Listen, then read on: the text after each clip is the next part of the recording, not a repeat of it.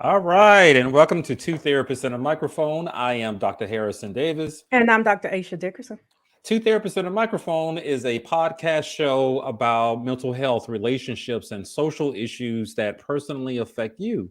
We broadcast live every Thursday evening at 7 o'clock p.m. on the Our Black Media Network. Harrison and I are two licensed psychotherapists with decades of clinical experience, and we want to hear from you. We want to hear about situations and dilemmas that you're going through. So please visit our website at www.twotherapist.com and click on Ask Two Therapists at the top of the page. Absolutely. We want to hear from you guys. As today, we're going to talk about a unique topic, one that Dr. Aisha brought up, and I'm eager to learn a lot about it. So I'm going to hand it over to you, Dr. Aisha, to introduce the topic because I know very little about it.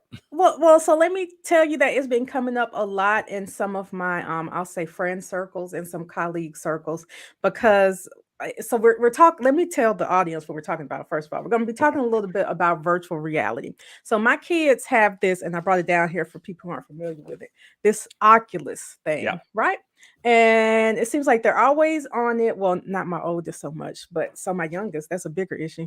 Always on there, meeting new people, playing these games. Them and some people are their friends, some people are strangers. The other day, while my youngest was playing, I heard these kids on there cussing and saying all kind of crazy stuff. But other people are saying they're having similar issues with their kids. The Oculus is controlled by, I want to say, Meta. It was Facebook. You used to have to log in through a Facebook account, which was really weird because kids don't use Facebook. But now you make your own Meta account, and there are a lot of different games on there. Some of them, I do a little kickboxing game. There's this Gorilla Tag game, and then I like the stuff like meditation.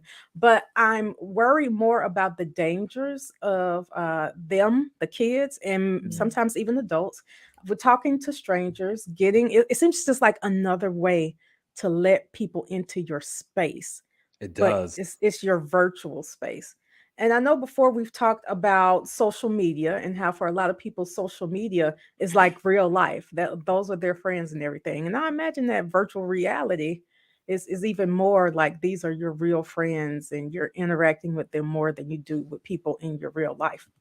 So I have heard my friend here, I hope I'm going to pronounce this. I ask this all the time, but Dr. Umwamaharo, did I do that right? Williams. Close, very Okay, close. I'm okay. So Dr. Williams, Dr. Yes. Olivia Williams, is an assistant professor of counselor education and college student affairs at the University of West Georgia. Dr. Williams' scholarship activities center around the areas of virtual simulation, excuse me, and counselor education and counseling, client outcome, counseling student development, and clinical supervision. Her primary research focus is on using virtual simulation to educate and train counseling students and counseling professionals. Mm. Dr. Williams is currently serving as co principal investigator on a 5 year, $2.2 million grant funded by the U.S. Rehabilitation Services Administration's Innovative Training Program. Well, that's a whole lot of words. Hallelujah. The project is designed to deliver training to vocational rehabilitation counselors who are hired to work with youth with disabilities in pre employment training services. The remote delivery includes online modules, podcasts, skills training, and using UWG Live Simulation Lab and Virtual Reality 360. So that tells me that you might know a little bit, if not a lot, about virtual reality and virtual simulation, and not just how it can be used in the counseling setting, but how it is used or misused in the personal setting. So So first, I'm tell sorry. us what is it? That's what I want to Yeah, I know. was about to say, Okay, okay. let's start with that Sorry. question. What is Of it? course.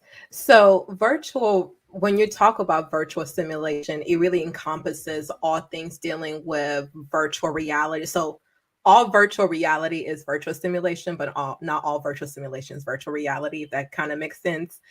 So, when you're talking about virtual reality, this is anytime you're creating a simulated space on a computer. And by computer, I'm not saying that you have to sit in front of a desktop or a laptop, but like the Oculus goggles, that's technically a computer. Your phone is technically a computer. So anytime you are recreating reality to some capacity using a computer, you're virtually simulating reality. Now that's the virtual simulation, which it can encompass, again, a couple of different aspects to it. And so the different games that we play, so we talked about like the different games that your kids are playing, Mhm. Oculus goggles. So some of that is virtual reality, in that it involves anytime you are using a 3D space, and there's going to be the capacity to engage with that particular objects in there. So I know with the Oculus goggles, there's some games where it feels like you're actually like using the remote controls and you can Mhm. actually grab things, right? That's the virtual reality piece. That's when you're able to navigate 3D models. Versus virtual simulation, it can be where you're using like avatars, like things like platforms like Second Life. Now with the metaverse, you're going to be able to create like avatars to represent you. So you have an account, your account is associated with an avatar, and you're able to manipulate that avatar. And So you're that sort of anonymous. yeah, of course. Well, some people can choose. It depends on the platform. Some platforms have perimeters where you have to use an avatar that's similar to you, so your likeness. And there are some like Second Life where you can be anything. You can be a monkey, you can be a unicorn, you can be a I could be a have white woman and have a little white privilege. you can like Oh, a mystical creature. You oh. can be of any race, any gender, any body shape, just anything you can think of. You can really modify that avatar to look like that. So the example that's in my head, sorry, I should get in, Okay. is my daughter plays Roblox, or she used to, not Mhm. so much anymore. I actually created an account so I could see what the hell's going on. Right. And I was hall monitor 123, by the way. Um, Okay. I but in the love the name. game, she and her friends, they could create this avatar just like you just said. It can look like anything. It could be a unicorn, it can be an owl, and it was on the computer or her phone. And then she can maneuver Mhm. around and meet people on there. But it sounds like with the goggles, it sort of puts you in the room as if you're actually there. Would that be a Mhm. fair Oh yeah. It description? feels when so I've played Yes. some games with her. It feels like you can jump off of cliffs, and Really? Mhm. it's a lot because and the sound part is coming right Yeah. to you. It's like you're right there. It's Really? mhm. I Yeah, didn't so know do that's the that. virtual reality part where you are immersed and you can engage you yourself with the environment. Where there are other aspects of virtual simulation, which again, where you're using the avatar to engage with the environment. So your avatar is the one that's maybe picking up that cup of tea, or shaking the person's hand, versus when you Wow. are in a using a thing like Oculus on the Oculus goggles, with the because the Oculus goggles Dr. Dickinson didn't show, but he has the goggles, but it also has two Right. controllers Mhm. that Okay. has sensors on them. And so when you are in that space, when you're putting your hand, literally your avatar is an extension of you.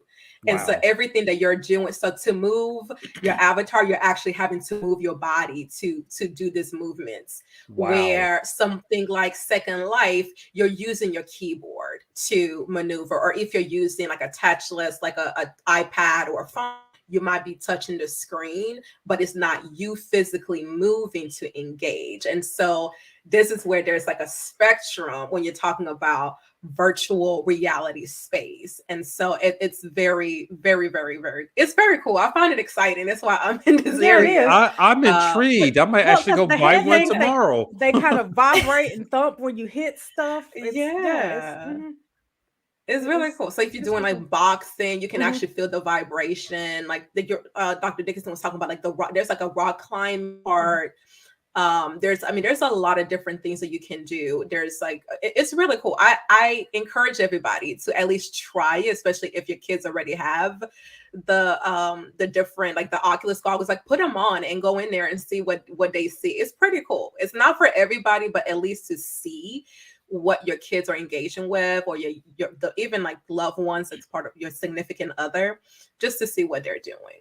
Mhm. So one of the viewers said, yes, it is virtual visualization. And I think I hear that from you, where you can put on the goggles and it feels like you're in that environment with the goggles, Exactly. and you can see your movements. And what I'm also hearing, which is a little strange for me, you can not only interact with the environment, you can hold conversations with people. You can have, Yes. you can Oh interact with people. yeah. Okay. I mean, it's like we could do this in a virtual space. Mhm. Like if we wanted to get really fancy, like if we wanted, like with the way Facebook is transitioned to the metaverse, I can see eventually, somebody like a podcast like this being hosted like in the metaverse, where we can have our Oculus goggles, and instead of seeing ourselves on the screen, we would have our Oculus goggles, and we would actually be sitting in a chair, and I can see you to my right and I can see you to my left, and we can be in a cafe in the south of France enjoying some crumpets and tea. And yeah, I see that happening because I think I've mentioned I've done meditation through the Mhm. Oculus. I was like, well, let me try the meditation thing in the workout app, and it's great because I could go to like Egypt and meditate in the desert, or I can you see chairs, you see and hear water. It's really Mhm. relaxing. It's It's great. very That immersive. part. Yeah, so the part that basically Hmm. you're getting is the immersive experience. It's going beyond what we've been doing for a long time with like the audio piece. Like usually how we meditate now, where we can Yeah. create mood by using light, we can have the sound going, Mhm. and you envision being at a waterfall. Now you can put on your Oculus goggles and be like, I want to be in Niagara Falls. And if there is they've taken imagery of the space, you can Mhm. select that, and you can and it would be an actual representation of the space, and it's real to life. It's very scale to life, and so it would feel like you're like right there at Niagara Falls, with like the Wow. wind blowing, and you feel like the vibration of the water just hitting the rocks on the bottom. So it's very immersive. So Aisha, can you choose your environment? So you can choose a beach. Yes, I can choose whatever they have on there. I can choose the And place. as you turn From your one of the- head, the Yep, scene I can changes. see Hot like damn, I'm about to birds buy trying one of to those. turn around and see some rocks over here and turn to the left and see some water Yeah, here. because they use And a be afraid to 360 take a camera. step because you might go over a cliff. It just feels like all of that is there.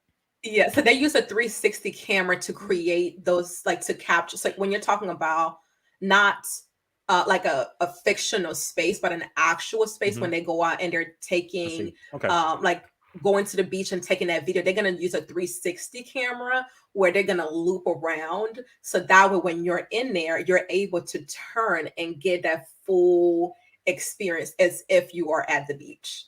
So it's really cool.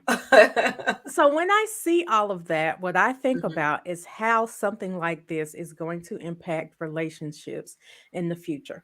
Because we already know that one of the biggest issues with our marriages are Mhm. inappropriate conversations on stuff like Facebook, people Mhm. sliding in DMs, Mhm. pictures being sent.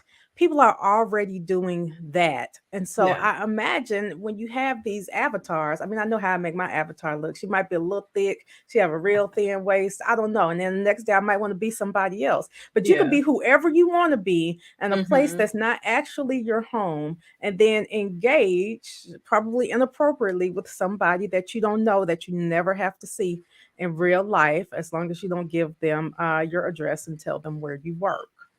So let me make sure I got this right. 'Cause this is, Exactly. so you in that environment, because I really like that meditation thing that you just talked about. I think I'm going to go buy it tomorrow.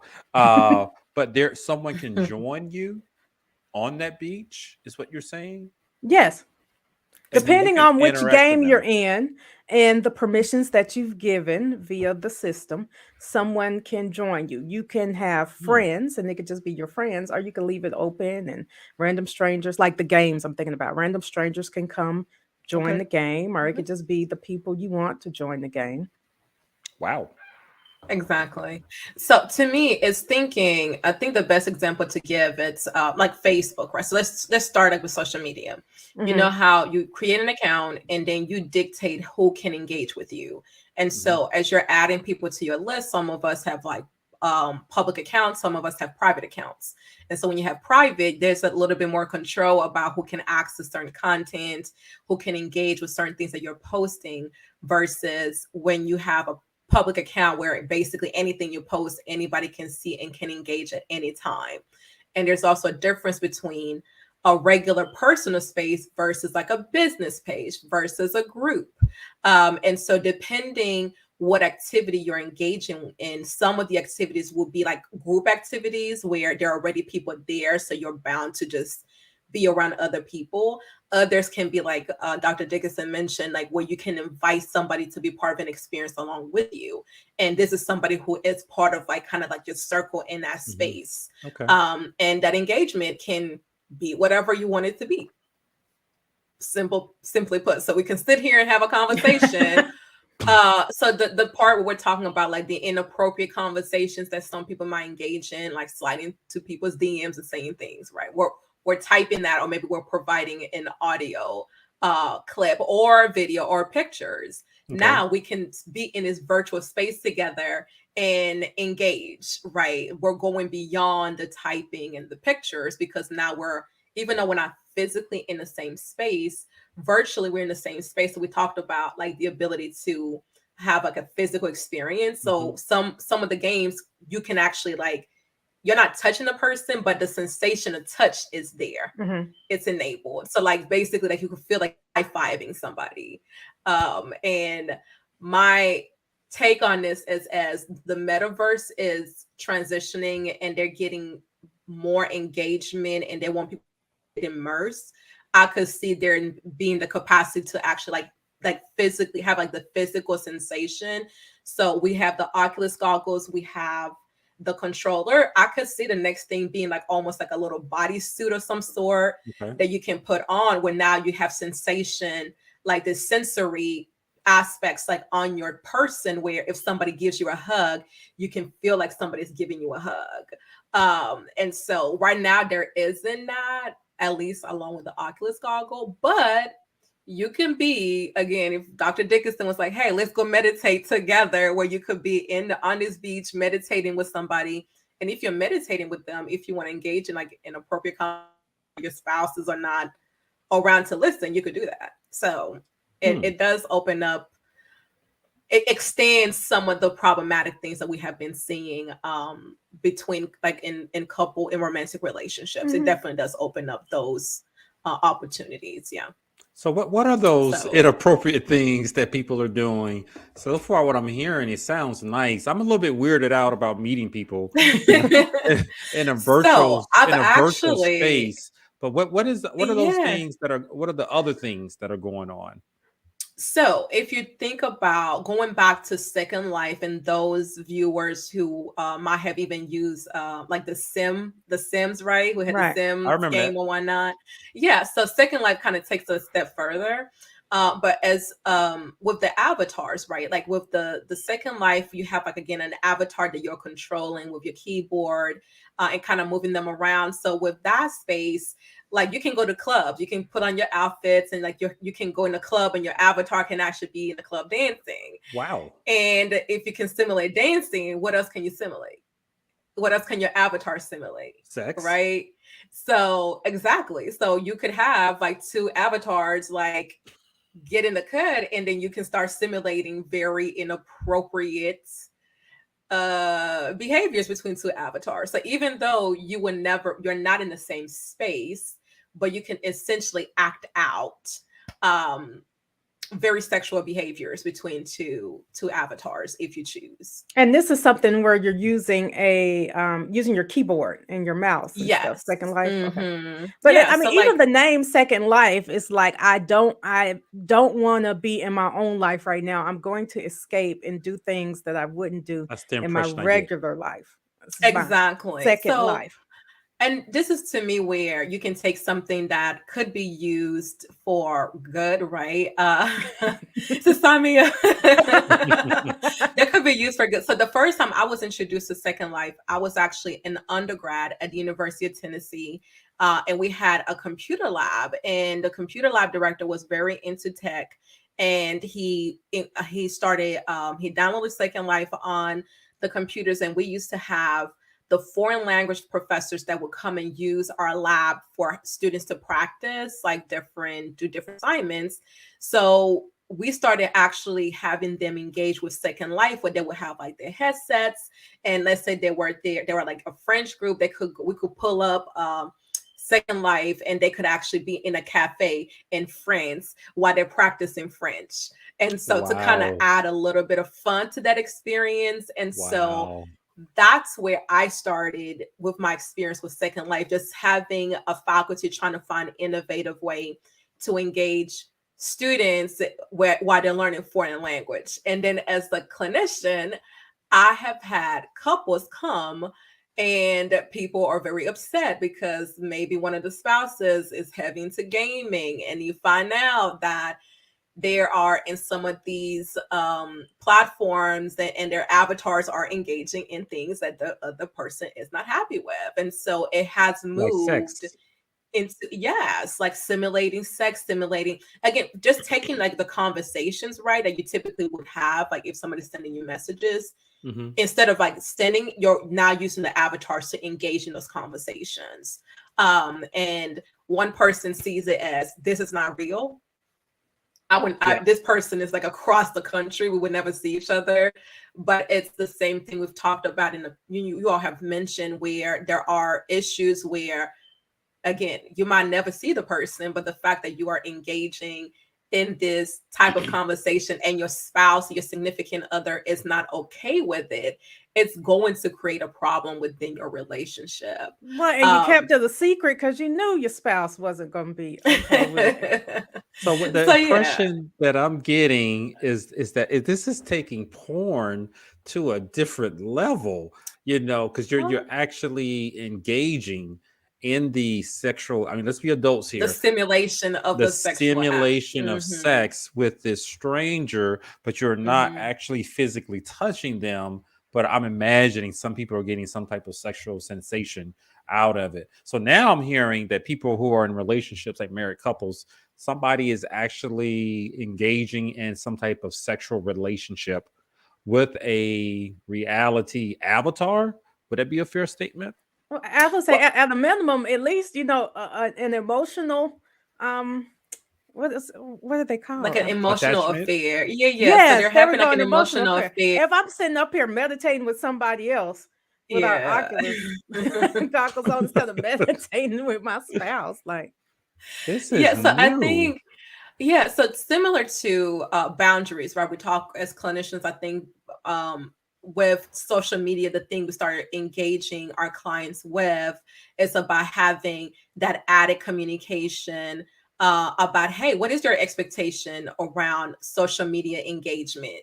If you're with this person, are you okay with them liking somebody else's pictures, making comments, Okay. reacting with emojis?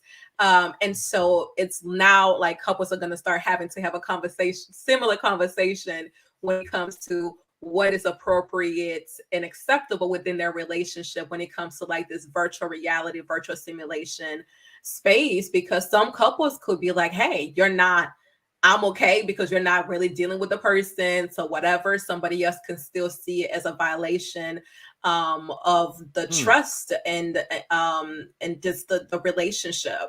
And so I feel like the safest thing to do is having, again, an open dialogue. One, people need to understand that these are spaces and things that's happening, and just have conversations about it. If you know your person is heavy into gaming, or you yourself might be heavy into gaming, just being open to having these conversations and be like, hey, how are we going to navigate this? What's okay? What's not okay? So that way you don't open yourself up or leave yourself up for potential issues. It Because sounds similar to, I'm sorry to cut you off, oh no, similar to phone sex it's not necessarily porn on a new level, it's phone sex on mm, on a different level. As I'm thinking yeah, about a more appropriate analogy, and how two people get on the phone. I've had those couples come in and they caught somebody having phone sex with someone else, but now you get to do it and see them or like see some version. OnlyFans is going to get OnlyFans. I'll probably get something on Oculus sometime soon. I imagine in the metaverse. I'm sure. I can So see that. No, Yeah, I can, because it's like now you're in, like, in the room with the essentially it person. could look like you are in the room with the person. Yeah, So so I it's could an added imagine, piece to the experience. yeah. Yeah. So I could imagine a spouse does not want his or her partner engaging in phone sex with a stranger. You're just talking, Mhm. and I guess satisfying yourself. I could imagine they don't want them to do that in a virtual reality space as well. But it sounds like some people are justifying some of the Oh behavior. yeah. So I had Hmm. and I've shared this experience. It's been years back. So but there was definitely, you can tell that they were on two ends of the spectrum about what was acceptable and what was not. One person was like, I've never been in the same room with this person. It's just a game. And the other person was like, would you do this if I was in a room with you? You wouldn't. So therefore, you're cheating.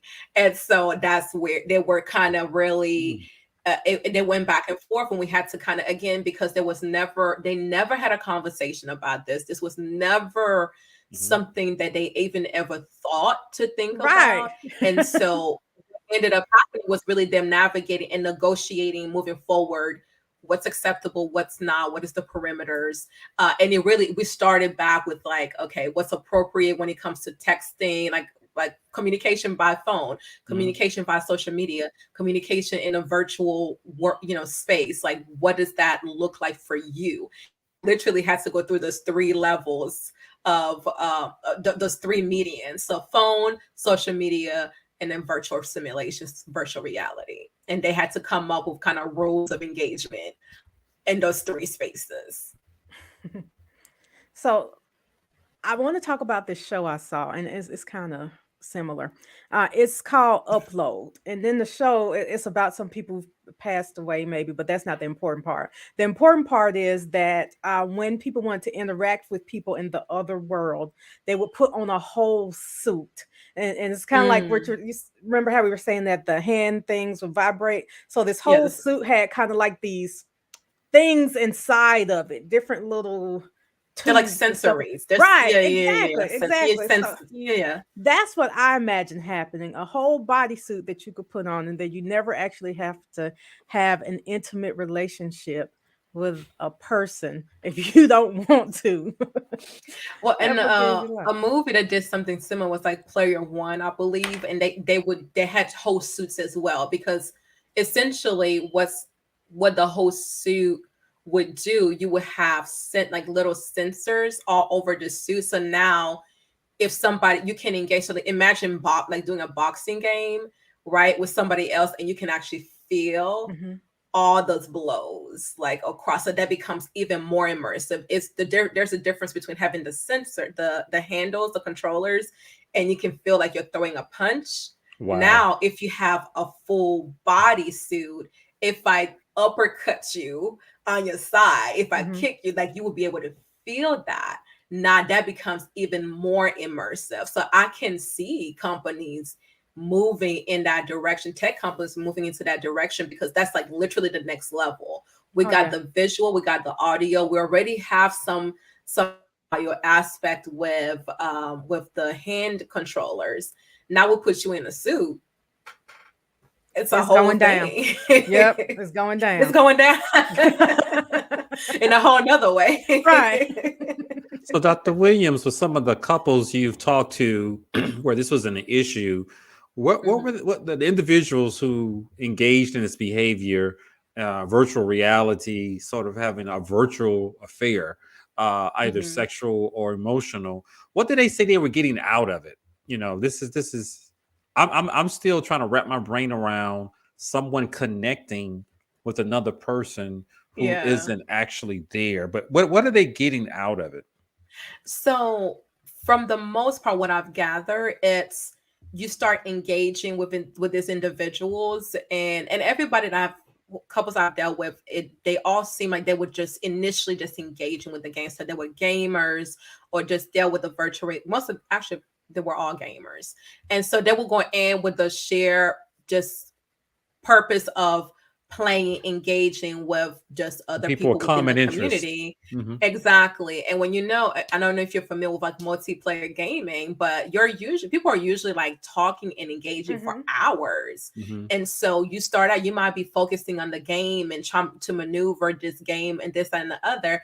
But eventually you start talking like, hey, how was your day? Oh, you haven't logged on in, a couple of days. How are things going? And you start having conversations out beyond the game.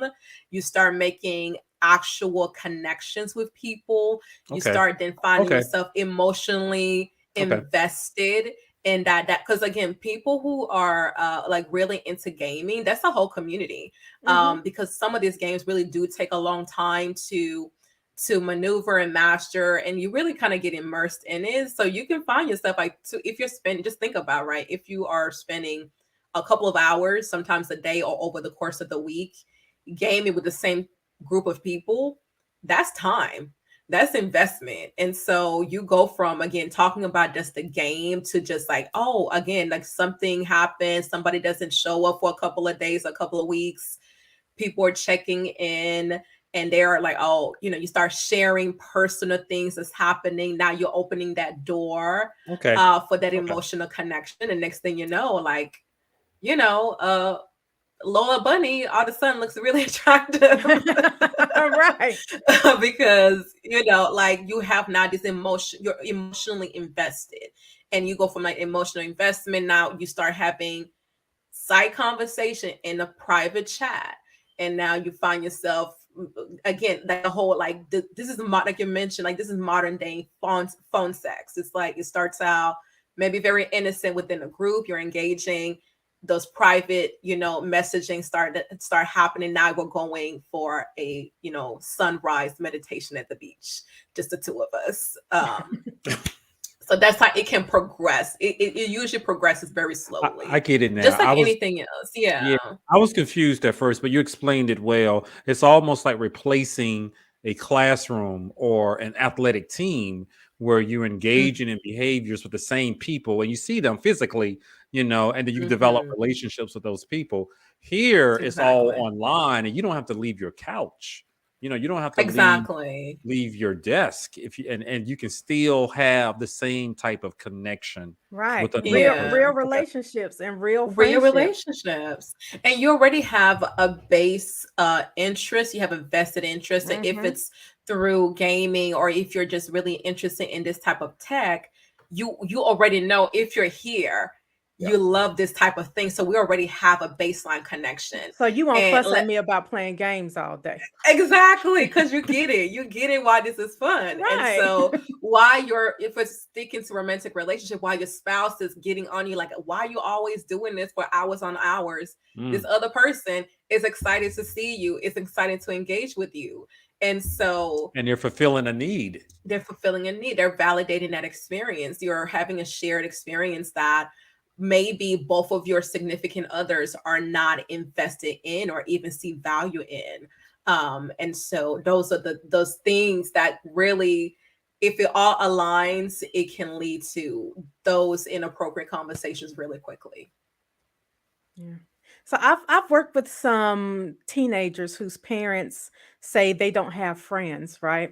Hmm. And the kids are always like, I do have friends. I have my friend such and such in Ohio, and my Virtual friend, friends. right, my friend Tom in DC, and I in their mind, these are real friends. And I guess they are real friends, but Yeah. it can be, I think, disheartening when your kids aren't making friends face to face, but they have all these new friends online. So but I know we're getting a little close to our time, but I do want to ask you, for those of We're us good. who are parents, okay. Oh, see, I'm glad you keep up with that. For those of us who are parents, what should we be on the lookout for when it Yeah. comes to What are the virtual reality? dangers for the kids? Because it Yeah. sounds like it's a new way for people to meet other Right, Mhm. a people. new way for them to abduct your kids and expose them to things you don't Well, want there are them to do. lots of So, dangers out there. Yeah, no, it is. So the first thing is, as a parent, as a caregiver, you need to be educated, right?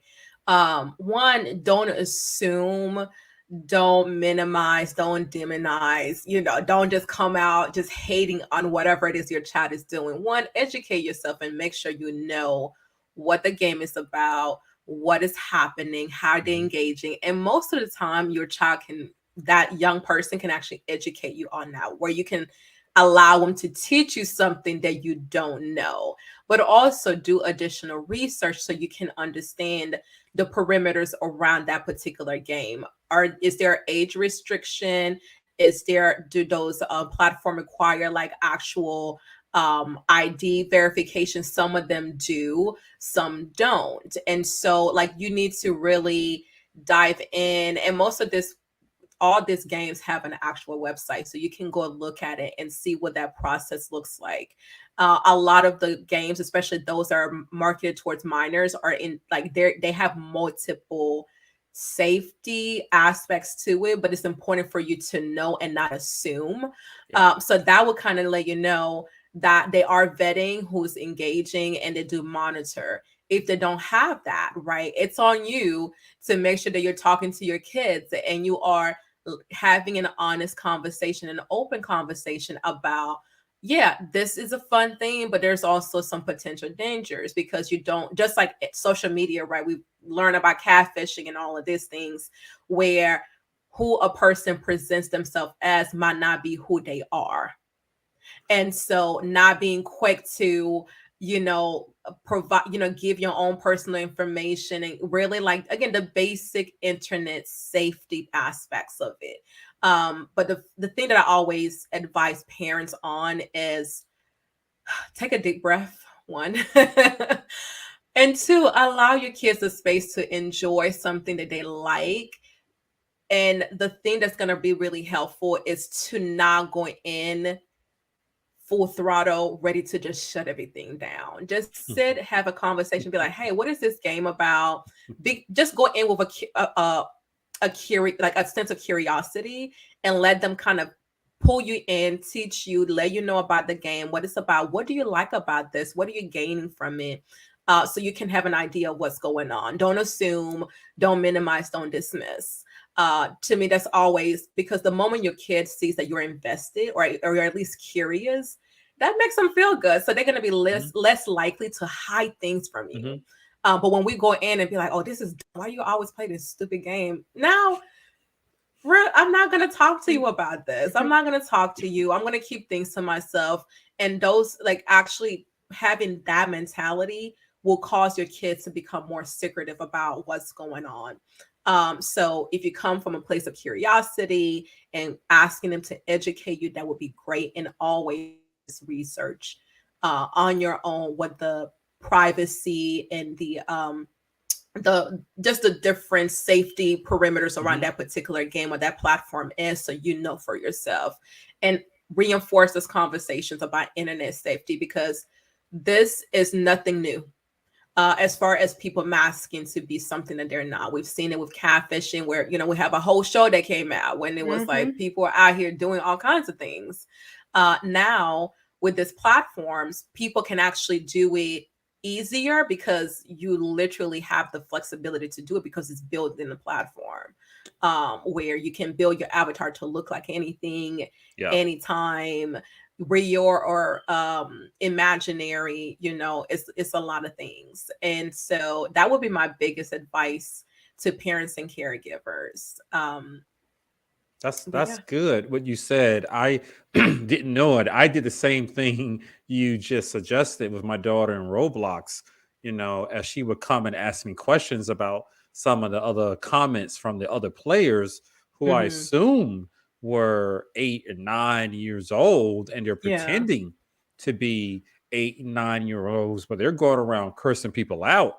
And I'm like, wait a minute, that doesn't seem, like a little 8-year-old, and it has some personal agendas about some alternative lifestyles that really surprised me. And I said, are you sure these are 8-year-olds? I know your friends from your class, sometimes her whole class would be on Roblox playing, going to the park and driving cars and things. But you're right. Even with those safety settings for kids, people somehow get around it. They always do. They always do. And I think it's on us to educate our kids to make sure that Like, hey, if somebody says something, like, I want you to have fun. Like, I bought this game for you to have fun and enjoy with your friends. At the same time, I want to make sure that you're safe. And this is no different than buying your child a basketball goal and putting outside the house. You don't want them running into the street behind the ball, right? You want to be like, hey, if it runs down the hill, I need you to stop, look both ways before you start running down to get the ball. And so it's about just reinforcing that, like, hey, we want you to have fun. We want you to engage with your friends, with your peers. The moment you hear something that you're not comfortable with, and you can also like tell them too, like if somebody says something that makes you feel uncomfortable, if somebody's using language that we don't use in our home, come and talk to me. Because the first thing I'm concerned about your safety. Two, I want you to have fun.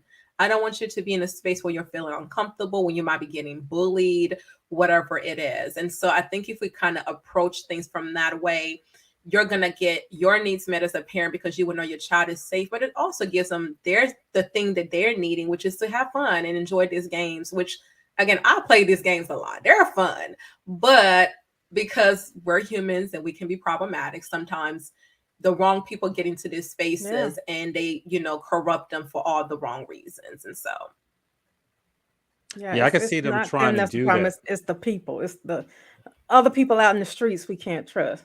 Exactly. That's a really good way to put it. It's not you that don't trust, it's the other people that might make their way into your space. And what they're exposing to your child. Exactly. I had to explain some things to my daughter based on some words that she heard on Roblox. Stuff you weren't ready to explain. No, not to an 8-year-old. Not to an 8-year-old, exactly. And then when I get on there and I had my name, and at one point I changed it to Chloe's dad, and he used to call me poor. I was like, Chloe, why do you keep telling me I'm poor? What is this? And because I didn't have money in the account. And they would go to her and say, your dad is poor. Crazy stuff. You got to get your coins up. Like, listen, it's real. You got to get your money up. So what are some of the warning signs for adults who are in relationships with people who may be crossing the line within these virtual reality spaces? What should they look out for? Yeah, that's a really good question. So it would be no different than, again, the social media behaviors, or just anytime your significant other is, is pulling away. There's like you're not as engaged. If somebody is spending way more time than they typically do, check in, right? Like, hey, I've noticed, we've amped up. Maybe we added 3 to 4 hours to our playtime this week. What's going on? So asking basic questions. One of the telltale signs that a client mentioned is, and whenever they would come into the room, their partner would kind of like,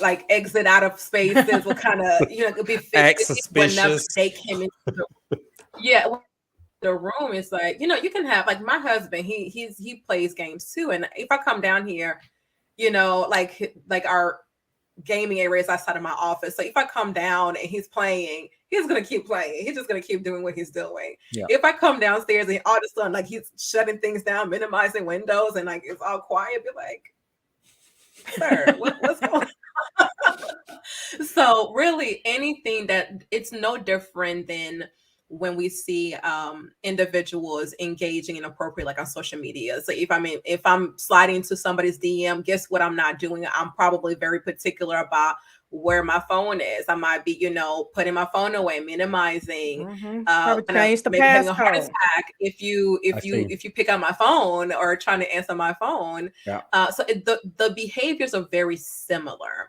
And so it's kind of, and I don't want to stereotype. I don't want people to be like, oh, my person is a gamer, so therefore they are engaging in this way. That is not the case. Not everybody who is into gaming or virtual reality or simulation is going to be engaging inappropriately in their relationships, right? Let's not start stereotyping people. That's not the case. It's just like, if you notice, just like any other way, if somebody was engaging inappropriately using other mediums, it's going to look very similar. With the gaming part, it really will be centered around the game. Is the person very particular, like about who's in the space. Are they shutting things down when you're walking in? And the first thing I would do is ask them question like, hey, what's going on? Why did you jump when I came into the space? And also have conversations with your spouse. If you're like, hey, I know you'll be, do this multiplayer gaming using the avatars or whatever, like in what ways are you engaging with people? And you might be the person that has to bridge a conversation. You could be like, hey, I was watching two therapists on the mic and they were talking about, some of the things that people do in this virtual space. And we've never had this conversation. Maybe we should, right? Just to kind of make sure that we have proper boundaries and we have an understanding and that we don't wait until something happens to then be reactive to that situation. So let me ask a quick question. Would you recommend to an adult who's in a relationship and that person's suspecting their partner is engaging in some of that inappropriate relationship in a virtual reality space, would you suggest that they create their own account and go in anonymously to see what their partner's doing? So we're doing the social media piece where we create a fake account to go. I got all my clients do it. All of them. All of them. Doesn't everyone have a ghost account? No. I know, we're creating a ghost account.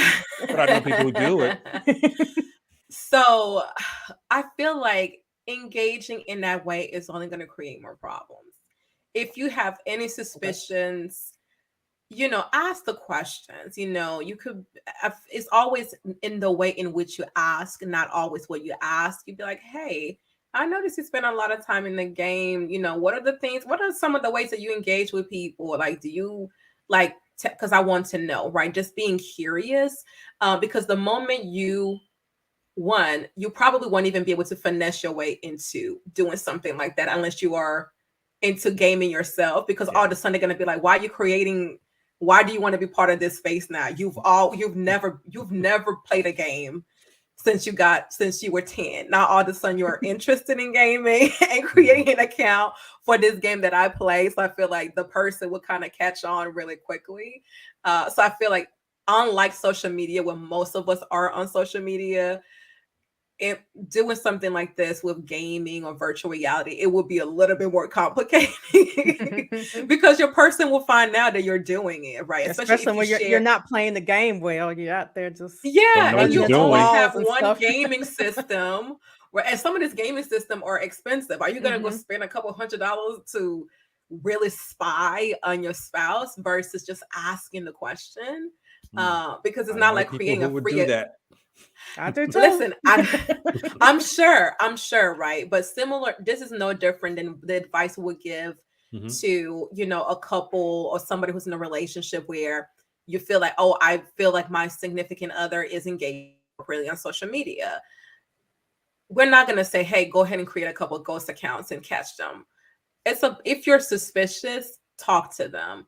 If there's something there, you're going to find out. And so instead of creating this additional stressor for yourself, now you got to hide something from them to trying to catch them doing something wrong. Now you got two people potentially hiding things from each other. We're creating a whole new, that's a lot of stress. It is. It sounds like a lot of work, stressful.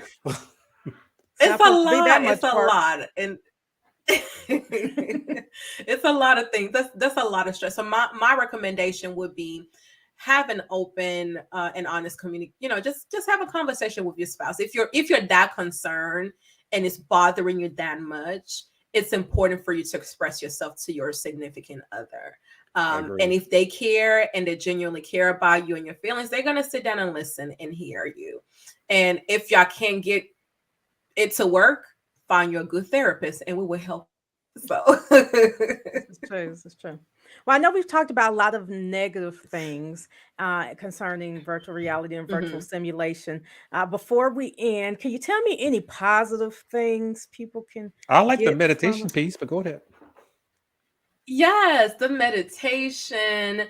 There's a lot of cool games you can play, like that's famous, interactive with kids, and it's friendly as far as like across the spectrum, across the lifespan. So you can find something for everybody.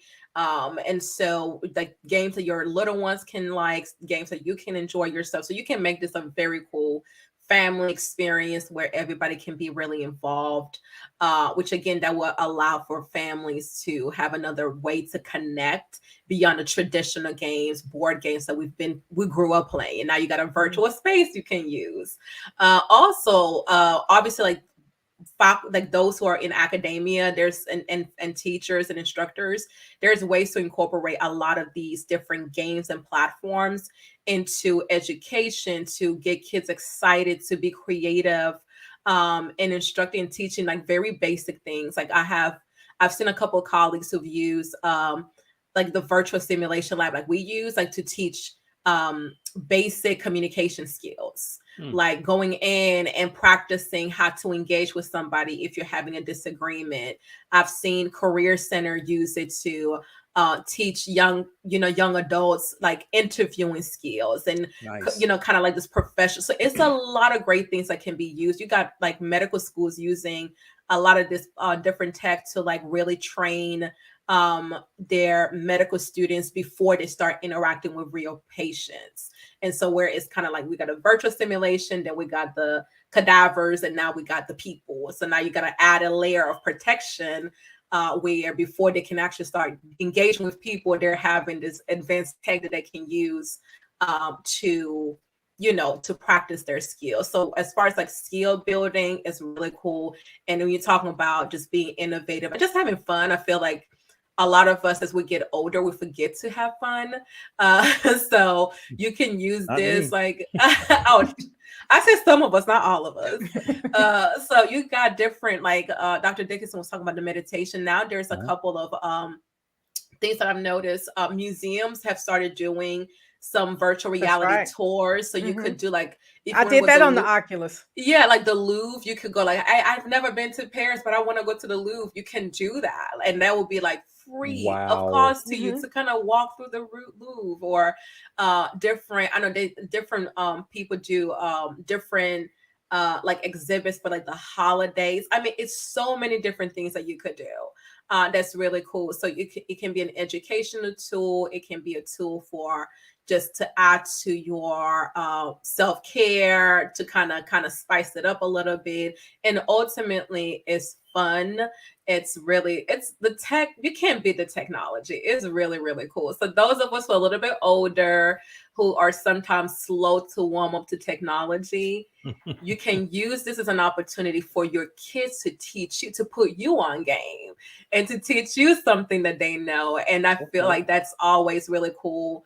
For it just creates a really healthy and awesome way for you to be with your kids, where they can get an opportunity to teach you something new. So like those of you who have kids who are playing Roblox, you may not even know what Roblox is about, but let them join them. Let them teach you how to make money fun. So you won't be poor. And people won't criticize you. So Dr. Williams, thank you for coming on and sharing with us your thoughts and ideas about virtual reality. I've learned a lot about it, and I think I'm going to go get that Oculus thing tomorrow. Just save it for Christmas and give it to your baby for Christmas. No, that's going to be mine. What you talking about? That's why we have two for the same reason. I like it so much. See. I was like, I'll get my own. So Dr. Williams, quickly tell us, how can the audience contact you if they want to continue this conversation with you? Of course, you can reach me through my Instagram page, which is Dr. OUW, and my link tree is in there in the bio, so you can like anyway you can. That would be the best way to get in touch with me if you're interested in anything dealing with virtual reality, virtual simulation. I love engaging. So whether you are just a parent wanting to get more resources, a counselor who's trying to figure out a way to incorporate this in your practice, if you want to do research around this, I'm open to all of it. So reach out if you're interested. All right. Thank you so much. Well, this has been really good. Any final words from you, Dr. Aisha? No, just take care of yourselves. Make sure that you're being safe in your virtual spaces. But if you have virtual spaces, figure out how to use those to be your best self. So I'm glad I learned about the positives and some potential negatives that are out there, and I'm really intrigued. I want to sit on a Caribbean beach and do some meditation. It's I actually great. want to do that right now. Oh, Hey, I that love would it. be great. And if you are open to, we should have a follow-up conversation once the metaverse rolls out and Look, we're when the kind of seeing metaverse, what this is gonna it's hmm gonna be something else. Yeah. when is it okay. supposed to roll out? Do you know? Well, right now there are people actually you can create an account now. Okay. But just like you know how Facebook progressively changed certain aspects of hmm itself. I feel like it's gonna start out as an option and then it's gonna become mandatory. Okay. And Gotcha. Gotcha. so Right. I don't know how long they're gonna keep the regular Facebook up, but I feel like they're gonna phase it out slowly. And it might be, I don't know what a timeline is gonna look Well, like, we're but going to look out for it. So thank you, Dr. Williams, for coming on board and talking to us about this fascinating topic. You guys have been watching Two Therapists and a Microphone. I am Dr. Harrison Davis. And I'm Dr. Aisha Dickerson. Make sure you tune in next week at 7 o'clock on the Our Black Media Network. We will see you then.